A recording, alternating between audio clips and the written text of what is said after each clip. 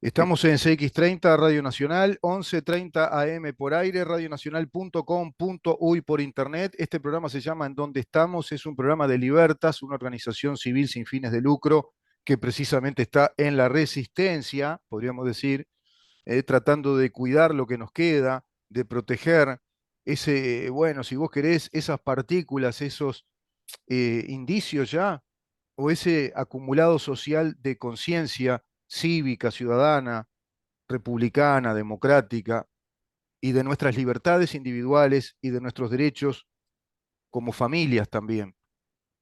Los deberes inherentes a la patria potestad, los hijos que se deben a sus padres también en la minoridad de edad, todo eso se perdió ya, se rompió. Estamos en un país con justicia de género, con educación de género. Justicia de género, educación de género y políticas de género. Todo esto proviene de esos movimientos revolucionarios que antes tenían otra perspectiva. Fíjense que en Cuba hoy hay turismo LGBT.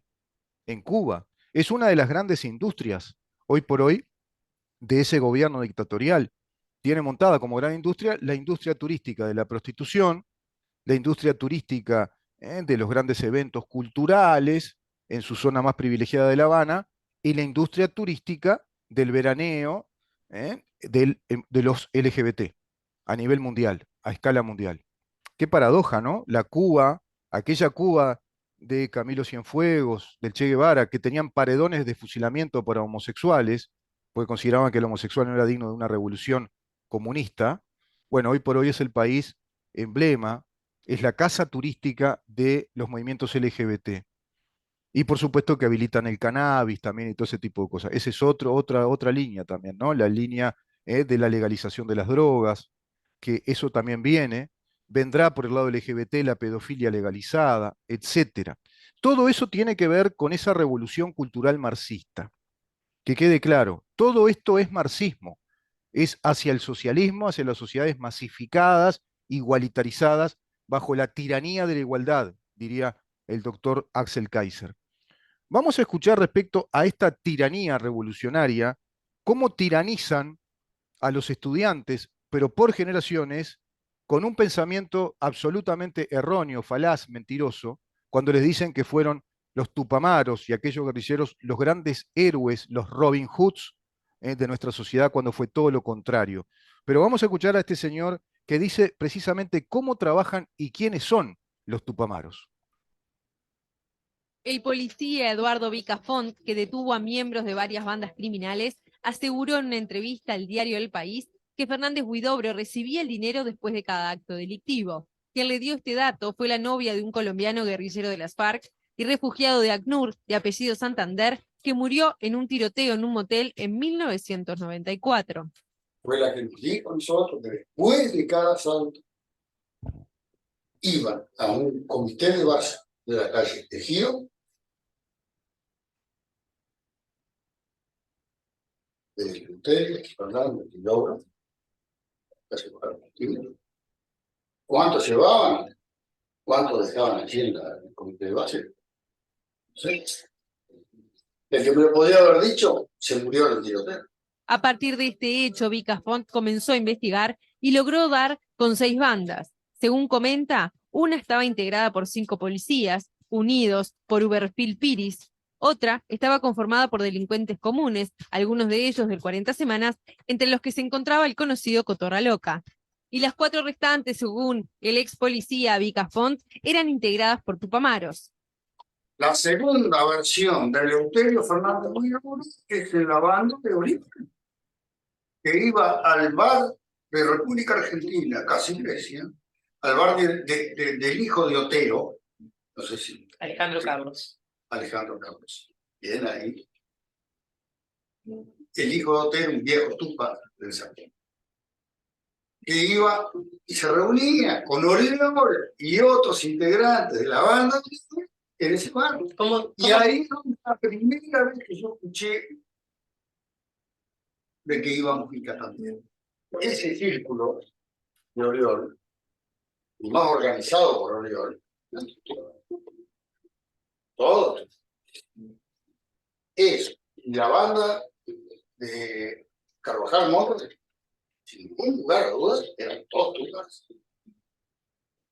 Está con algún reclutamiento de los últimos años, pero sí. Pero no todos habían estado presos, porque incluso... No, porque hay reclutamiento después de la democracia.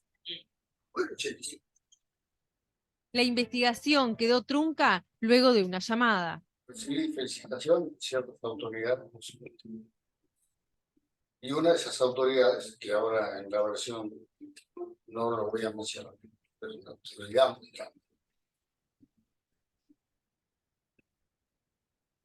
me dejó en el aire que no siguiera con las investigaciones de los destinos de los niños.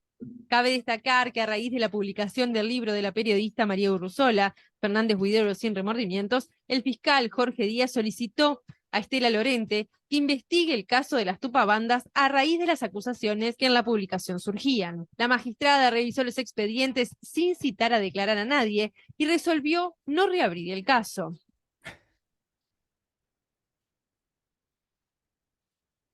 Son expertos en archivar todo lo que no conviene, ¿no? Además, el simulacro de Jorge Díaz, vamos a investigar rápidamente, a ver, esto de las tupabandas que dice este comisario. Este comisario al que llaman para que se calle la boca y luego desapareció. No, yo recuerdo este episodio, y recuerdo cuando salió por televisión a dar estos testimonios y luego desapareció. Incluso este señor dice que él vivía allá para el lado del Chuy por las dudas. Hubo Phil Piris y Cotorra Loca, ¿no? ¿En qué ministerio? ¿Y en qué ministerio va a ser? El de Bonomi, en el ministerio de un Tupamaro.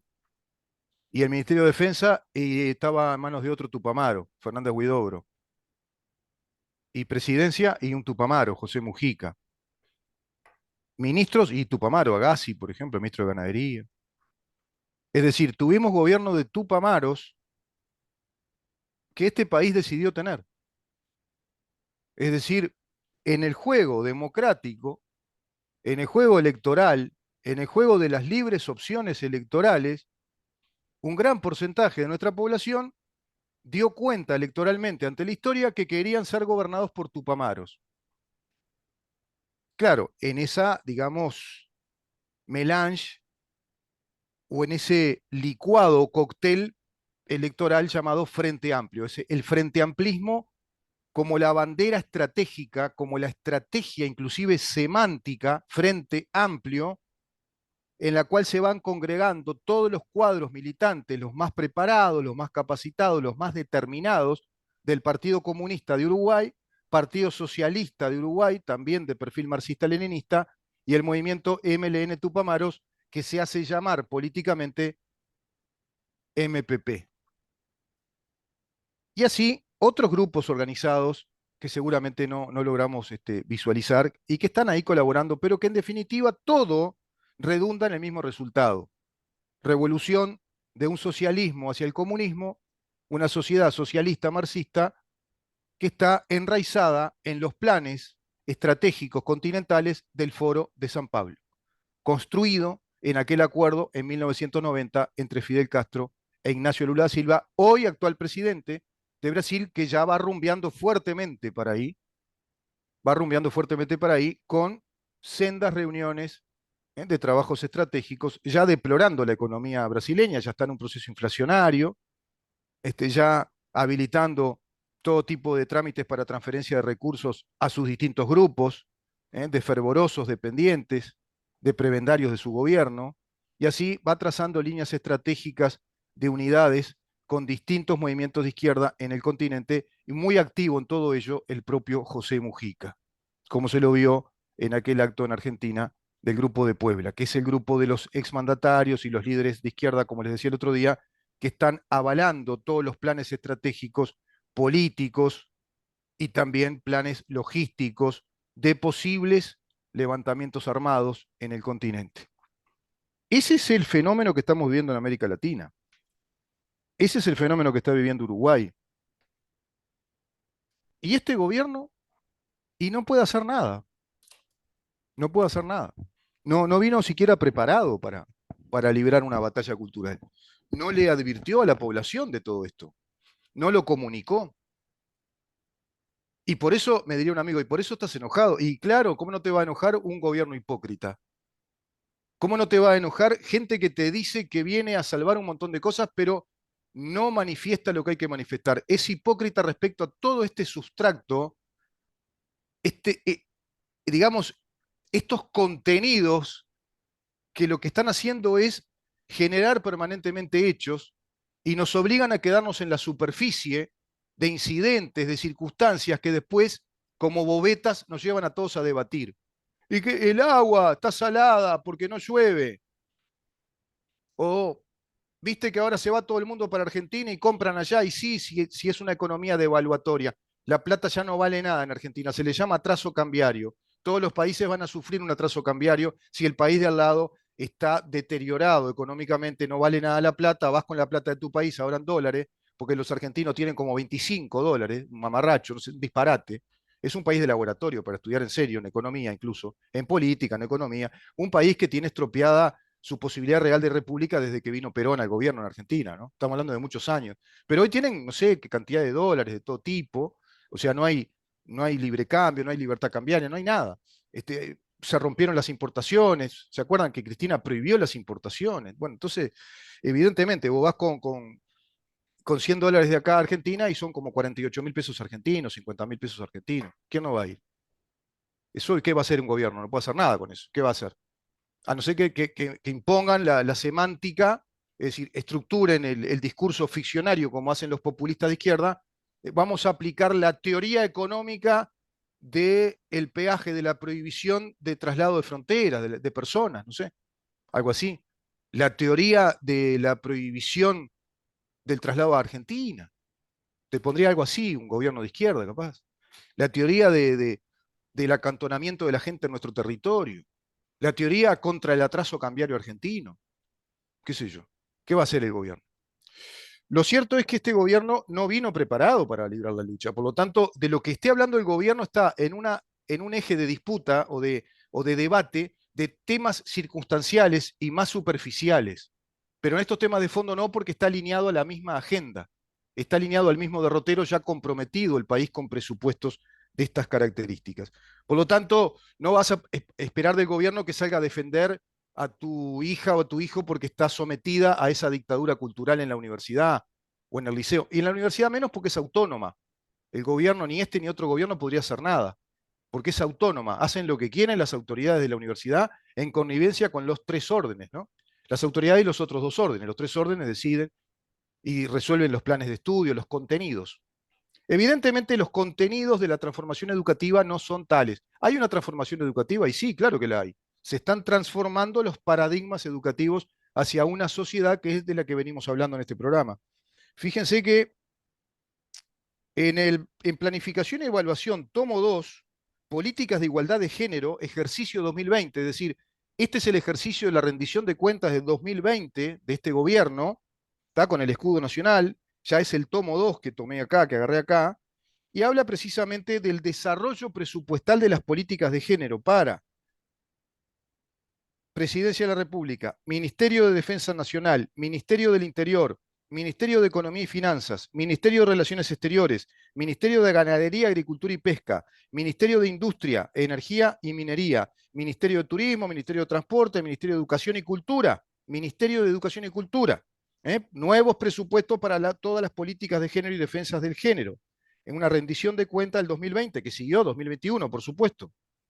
Ministerio de Transporte y Obras Públicas, Ministerio de Educación, como les decía, Ministerio de Trabajo, Ministerio de Desarrollo Social, ni que hablar, Poder Judicial, como les decía. Poder Judicial tiene más presupuesto para la justicia de género, para los juzgados especializados en violencia de género, para las fiscalías especializadas en violencia de género, para la violencia contra el transgénero o la transexualidad, para la universidad tecnológica, para la Administración de Servicios de Salud del Estado, para el Instituto del Niño y el Adolescente del Uruguay, para el Instituto Uruguayo de Meteorología, no se salva nadie, Junta de Transparencia y Ética Pública, Instituto Nacional de Inclusión Social Adolescente, Ministerio de Ambiente. Es decir, la política de género, las políticas de la ideología LGBT son políticas de Estado asumidas por este gobierno e incrementadas en su presupuesto línea por línea, ítem por ítem, inciso por inciso, en cada rendición de cuentas. Y está todo publicado en las páginas oficiales de nuestro gobierno. Pueden ingresar a cualquiera de ellas. LGBT. Vamos a ir rápidamente con esto antes que se nos vaya el programa, para que se entienda de dónde viene todo esto. LGBT, la principal línea revolucionaria del marxismo cultural. LGBT. Les recomiendo leer los libros de Agustín Laje, los nuevos pensadores, el libro negro de los pensadores de la nueva izquierda, con el doctor Nicolás Márquez, La dictadura de Salvador Allende de Nicolás Márquez. El movimiento de liberación LGBT o movimiento por una libre orientación sexual se refiere a un movimiento social en el cual se lucha por la causa de personas de orientación sexual distinta a la heterosexual. La comunidad LGBT comenzó formalmente en 1969 en la ciudad de Nueva York, con la marcha que se dio después de los llamados disturbios de Stonewall, que era un bar gay en Nueva York. Algunos dicen que este movimiento se puede rastrear hasta el siglo XIX. Lo cierto es que los disturbios de Stonewall, los distintos disturbios que ocurrieron en ese lugar, fueron en el barrio de Greenwich Village. Esto fue el primero que se dio un gran disturbio donde murió mucha gente, el 28 de junio de 1969. Dieron origen a que se organizara la marcha por el orgullo gay. La fecha de su aniversario en principio fue en Nueva York. Lo cierto es que este movimiento fue sustentado por todos los académicos profesionales que yo mencioné hoy. Y muchos de ellos comenzaron a integrar estos movimientos. Por lo tanto, la historia nos muestra que es muy dinámica la vida social y se van combinando distintos factores. Por un lado, la agresividad brutal de una sociedad homofóbica de aquel entonces, una sociedad también brutal, que, bueno, lastimaba, mataba por el simple hecho de que alguien era homosexual. Eso dio lugar a una reacción. Esa reacción, como también la de los Black Panthers, la reacción de la población negra muy sometida, muy subyugada por la población blanca de los Estados Unidos, también tuvo una reacción. Y ante esas reacciones estaban todos los teóricos gramscianos y postgramscianos que pergeniaron esa revolución cultural desde las universidades fuertemente financiadas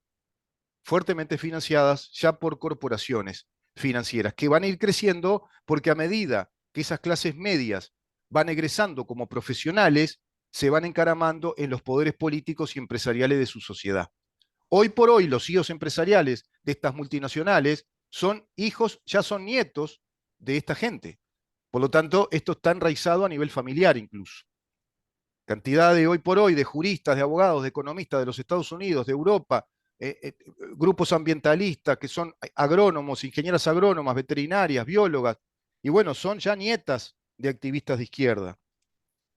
El Gay Liberation Front, el Frente de Liberación Gay, fue uno de los primeros movimientos y se cree que los homosexuales, bueno, se fueron amotinando paulatinamente y se fueron reuniendo en otras asociaciones como la Machine Society y los Daughters of Abilities, que eran otros grupos homófilos, es decir, de procedencia homosexual. El auge de la militancia nueva fue evidentemente para Frank Hameny, dice esta nota, y Barbara Gittins, que fueron los fundadores de todo esto cuando se enteraron que había un movimiento llamado LGBT, que se sumaba a las acciones de los Black Panthers, y fueron hasta la prisión de Nueva York en apoyo de Afeni Shakur, que era otra de las causas de la nueva izquierda.